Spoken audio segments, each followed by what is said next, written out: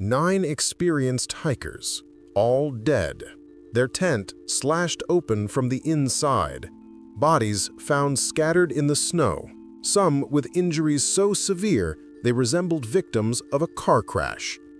For over 60 years, the Dyatlov Pass incident has remained one of history's most disturbing, unsolved mysteries, until now.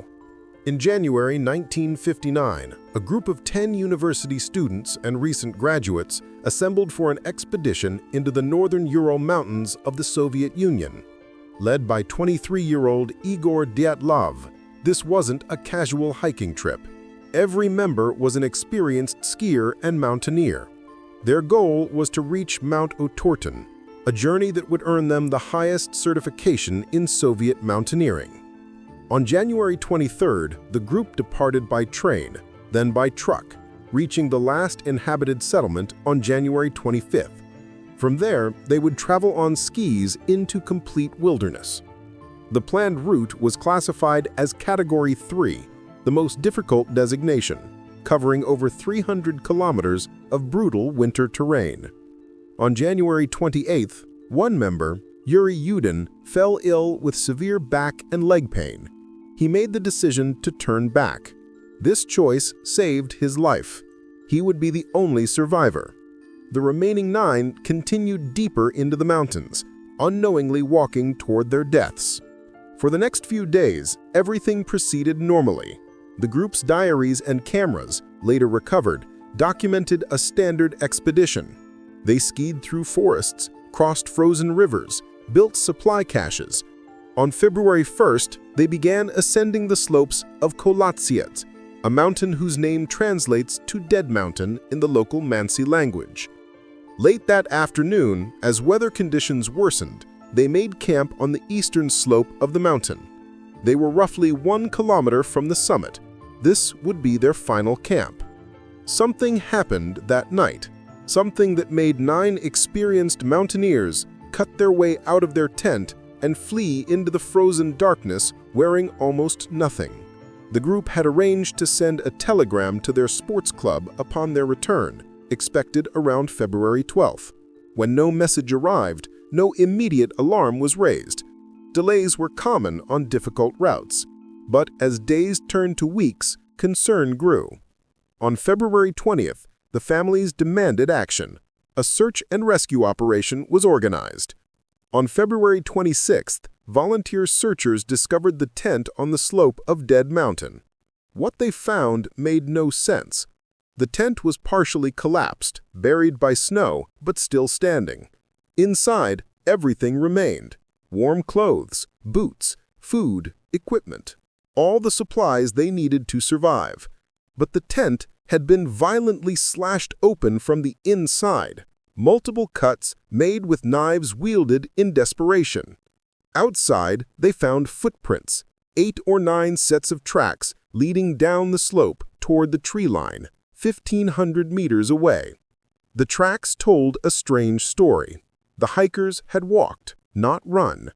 Some were barefoot, some wore only socks, in -30-degree weather. The footprints were methodical, deliberate, suggesting they left calmly despite the life-threatening cold. After 500 meters, the tracks disappeared, covered by snow and wind. Searchers followed the direction of the footprints down to the forest edge. Under a large cedar tree, they found the remains of a fire and 2 bodies, Yuri Doroshenko and Yuri Krivonishenko. Both men were dressed only in underwear. Krivonishenko wore a torn shirt and 1 sock. Doroshenko wore only underwear and a ripped vest. No shoes, no coats, in weather cold enough to kill in minutes. The cedar tree told another story. Branches were broken up to 5 meters high, as if someone had desperately climbed up, possibly to see back toward the tent or to spot something in the darkness. Skin was found on the bark. Both men's hands showed signs of that climb, fingertips scraped raw. Between the cedar and the tent, searchers found 3 more bodies over the following days. Igor Dyatlov himself was found 300 meters from the tent, face up in the snow. Zainadia Komogorova was found 600 meters away. Rustam Slobodin was found between them. All three were positioned as if they had been trying to crawl back toward the tent when hypothermia finally took them. All 5 of these victims died from exposure to the cold. No external injuries beyond minor cuts and bruises. They simply froze to death. But 4 members of the group remained missing: Ludmila Dubinina, Semyon Zolotarov, Alexander Kolovatov, and Nikolai Thibault Brignol. For 2 months, their location remained unknown. On May 4th, melting snow revealed the final 4 bodies in a ravine 75 meters deeper into the forest, buried under 4 meters of snow. These bodies were different.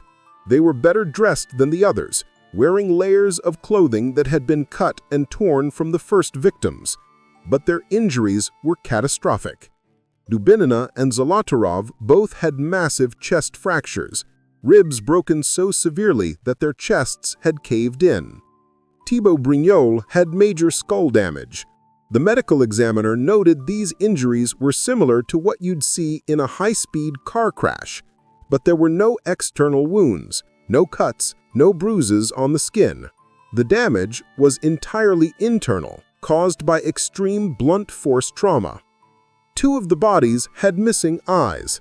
Dubinina was found without her tongue, eyes, and parts of her facial tissue. These details would fuel decades of conspiracy theories about torture, military experiments, and extraterrestrial involvement. The Soviet investigation concluded in May 1959. The official cause of death was listed as a compelling natural force. The case was closed. Files were sent to a secret archive. For decades, this was one of the Soviet Union's most closely guarded mysteries. So, what really happened? Let's examine the theories that have emerged over 60 years, and then I'll tell you what the evidence actually suggests. Theory 1. Avalanche. Some have suggested an avalanche struck the tent in the night, forcing them to cut their way out and flee into the frozen darkness. But this has problems. The tent was still standing. An avalanche powerful enough to cause those chest injuries would have completely buried it. The slope wasn't steep enough for a major avalanche, and experienced mountaineers would know not to camp in an avalanche zone. Theory 2. Military testing. The area was relatively close to military installations. Some speculate a weapons test went wrong or that the hikers stumbled upon a secret operation. The problem? No evidence of military presence. No blast damage, no shrapnel. And if the military wanted to cover it up, why document the injuries so thoroughly? Theory 3. Infrasound. Some scientists have proposed that wind conditions created a rare phenomenon called infrasound, low-frequency sound waves that can cause panic, paranoia, and physical discomfort. Interesting, but infrasound doesn't explain the physical trauma or why experienced hikers would abandon their only shelter. Theory 4. The one that dominated headlines for decades. Aliens, UFOs. Several witnesses, including a group hiking 50 kilometers away, reported seeing strange orange orbs in the sky that night. This became a central piece of the mystery. But here's the context nobody mentions. It was 1959, the height of the Cold War and the space race. The Soviet Union was launching rockets constantly. Missile tests left glowing trails across the sky. This wasn't paranormal. It was atmospheric. Now, let me tell you what actually happened, based on the evidence and modern analysis. The answer is in the tent, specifically what was inside it. The group used a homemade wood-burning stove to heat the tent. On the night of February 1st, as they prepared to sleep, they followed standard procedure. The stove was disassembled and stored. But here's the critical detail. A stove doesn't immediately go cold. Embers remain. Coals can smolder for hours. Without the exhaust pipe attached, if those embers reignited, the tent would fill with smoke in seconds. Carbon monoxide is odorless and invisible. In an enclosed space, it causes rapid confusion, panic, and oxygen deprivation. The hikers woke to a tent filled with choking smoke and poisonous gas. They couldn't see, they couldn't breathe, they couldn't think clearly. In a desperate scramble for air, they slashed the tent open from the inside. Not from outside, from inside. They weren't trying to get out of something attacking them. They were trying to breathe. Multiple people cutting at once, frantic, suffocating. Once outside, they faced a new problem. Minus 30 degrees, darkness, disorientation from smoke inhalation, and, based on evidence found at the scene, some level of alcohol consumption earlier that evening. Their stove was in pieces. The tent was full of toxic smoke. Their immediate thought was survival. Get to the tree line, build a fire, wait for the tent to air out. This explains why they walked calmly. They weren't fleeing in terror. They were making what seemed like a rational decision in an oxygen-deprived, panicked state. Get warm, reassess, return to the tent. At the cedar tree, they started a fire.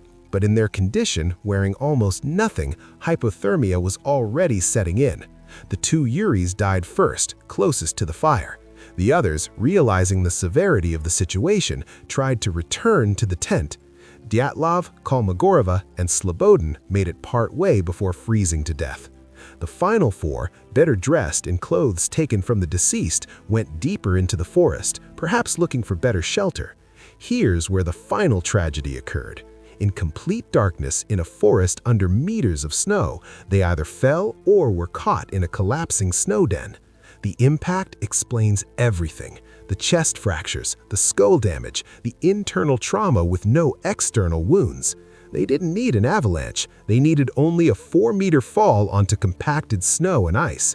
The missing soft tissue, eyes, and tongue? Decomposition. The bodies lay under snow and water for months before discovery. Soft tissue decomposes first. Scavenging animals, natural decay, there's nothing mysterious about it. In 2019, 60 years after the incident, a team of scientists conducted a detailed study using modern avalanche dynamics and computer modeling. They concluded that a small delayed slab avalanche could have struck the tent hours after they set up camp. But this theory still has gaps. It doesn't explain why they never returned. The smoke theory fits every piece of evidence: the cut tent, the calm departure, the missing gear, the desperate attempt to survive, the tragic final injuries. No aliens, no military conspiracy, no supernatural force. Just a horrible accident, born from a simple malfunction and a series of increasingly fatal decisions made in a state of panic and oxygen deprivation. 9 experienced hikers died because of a stove, a freezing night, and the cruel, unforgiving nature of the wilderness. That's the real horror of the Dyatlov Pass incident. It wasn't a mystery, it was a tragedy.